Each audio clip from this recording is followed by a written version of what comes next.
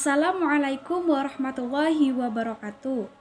Saya Siti Sarifah, NIM 20510105008. Saya di sini akan menjelaskan tentang kewajiban menuntut ilmu. Dalam Islam ada sebuah istilah yaitu thalabul ilmi yang berarti menuntut ilmu. Di dalam Islam juga dijelaskan bahwasanya menuntut ilmu itu tidak dibatasi antara pria maupun wanita. Semuanya boleh menuntut ilmu dan juga tidak ada batasan usia. Semuanya boleh menuntut ilmu. Ilmu merupakan pemberian dari Allah. Allah akan memberikan ilmu kepada manusia yang sudah layak. Maksudnya, jika manusia tersebut bersungguh-sungguh dalam menuntut ilmu, maka Allah akan memberikan ilmu kepadanya. Dan jika manusia tersebut tidak bersungguh-sungguh dalam menuntut ilmu, maka manusia tersebut tidak akan diberi ilmu oleh Allah Subhanahu wa Ta'ala. Jadi kita harus bersungguh-sungguh dalam menuntut ilmu, karena menuntut ilmu ini akan membawa kebaikan untuk kita di akhirat maupun di dunia. Contohnya, jika kita menuntut ilmu seperti menuntut ilmu agama, kita akan mendapat kebahagiaan di akhirat. Dan jika kita menuntut ilmu dunia, kita akan mendapat kesuksesan, kita akan bisa menggapai cita-cita kita akan menjadi orang yang pintar. Dan jika kita tidak menuntut ilmu, kita akan menjadi orang yang bodoh, dan orang yang bodoh akan merugikan diri sendiri. Menuntut ilmu itu wajib dan sudah dijelaskan dalam hadis riwayat Ibnu Majah nomor 224. Thalabul ilmi fardhatun ala kulli muslim. Artinya menuntut ilmu itu wajib atas tiap muslim. Jadi menuntut ilmu itu tidak memandang antara laki-laki maupun perempuan. Semuanya diwajibkan untuk menuntut ilmu. Dan juga tidak ada batasan usia antara anak-anak, remaja, atau dewasa. Semuanya harus menuntut ilmu. Dalam menuntut ilmu ada keuntungan dan keutamaan, seperti menuntut ilmu akan memudahkan kita dalam menuju surganya Allah. Kenapa? Karena dengan menuntut ilmu agama, kita akan mengerti apa saja yang ada di dalam agama tersebut, dan kita akan mendapat bekal untuk menuju surganya Allah. Yang kedua, ilmu itu akan kekal dan bermanfaat bagi pemiliknya walaupun pemiliknya sudah meninggal. Jadi, ilmu yang bermanfaat itu tidak akan terputus amalannya walaupun si pemilik itu sudah meninggal. Dan bagi orang yang berilmu, maka Allah itu akan meningkatkan atau menaikkan derajatnya. Orang yang takut pada Allah adalah orang yang berilmu. Maka dari itu kita harus menuntut ilmu dengan sungguh-sungguh. Sekian penjelasan dari saya. Apabila ada salah kata, saya mohon maaf. Wassalamualaikum warahmatullahi wabarakatuh.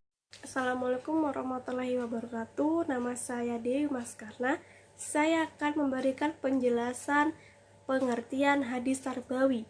Hadis tarbawi ditinjau dari bahasa, berasal dari kata hadasa, yahdusu, hudusun, hadasatun, hadisun, mahdusun, yang memiliki makna baru, dekat, maupun riwayat. Sedangkan menurut istilah jumhurul muhaddisin, ialah sesuatu yang disandarkan kepada Nabi Muhammad SAW, baik berupa perkataan, perbuatan, pernyataan, atau takrir. Sedangkan tarbawi adalah terjemahan dari bahasa Arab, yaitu robba yurobbi tarbiyatan, yang bermakna pendidikan, pengasuhan, dan pemeliharaan. Jadi, yang dimaksud dengan hadis tarbawi yaitu membahas tentang pendidikan. Kata pendidikan yang umum kita gunakan sekarang dalam bahasa Arabnya adalah tarbawi. Dengan kata kerja rob Kata pengajaran dalam bahasa Arabnya adalah taklim. Dengan kata kerjanya adalah allama. Pendidikan dan pengajaran dalam bahasa Arabnya tarbiyah wa taklim. Sedangkan pendidikan Islam dalam bahasa Arabnya adalah tarbiyah Islamiyah. Dengan adanya pendidikan, seseorang akan mendapatkan sebuah nilai dan juga ilmu yang nantinya dengan nilai dan ilmu tersebut sampai kapanpun belajar atau menuntut ilmu itu adalah wajib. Rasulullah SAW bersabda, tuntutlah ilmu sejak buayan hingga liang lahat. Hadis riwayat Bukhari. Tidak ada batas ataupun usia dalam menuntut ilmu. Menuntut ilmu juga dihukumkan wajib bagi setiap muslim, baik laki-laki maupun perempuan.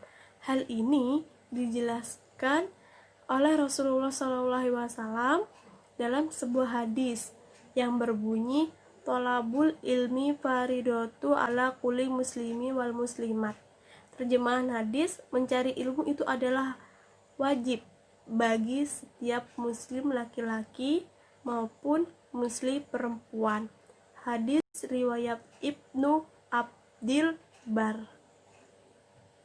Sekian yang bisa saya sampaikan tentang pengertian hadis tarbawi. Kurang lebihnya mohon maaf. Saya Dimas Kana. Assalamualaikum warahmatullahi wabarakatuh. Assalamualaikum warahmatullahi wabarakatuh.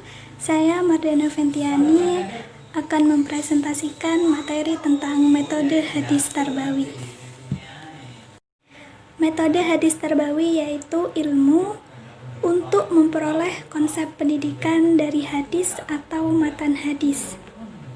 Konsep pendidikan yang berdasarkan dari hadis kewajiban menuntut ilmu yang sudah dijelaskan oleh Mbak Syarifah, yaitu yang pertama, hadis riwayat Ahmad, At-Tirmizi, Ibnu Majah, terdapat konsep pendidikan yaitu sebagai ilmu.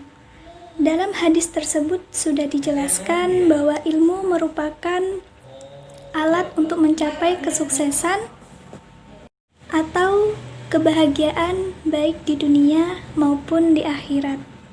Jadi, ilmu itu bersifat memberi pengetahuan kepada peserta didik dengan harapan peserta didik dapat mengetahui segala keadaan alam, sosial, budaya yang ada di dunia.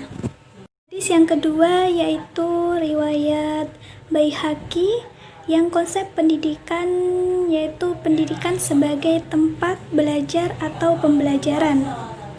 Dengan adanya pendidikan, peserta didik dapat belajar untuk mengetahui hal-hal yang belum diketahui dan belajar untuk mengembangkan potensi yang ada di dalam seseorang.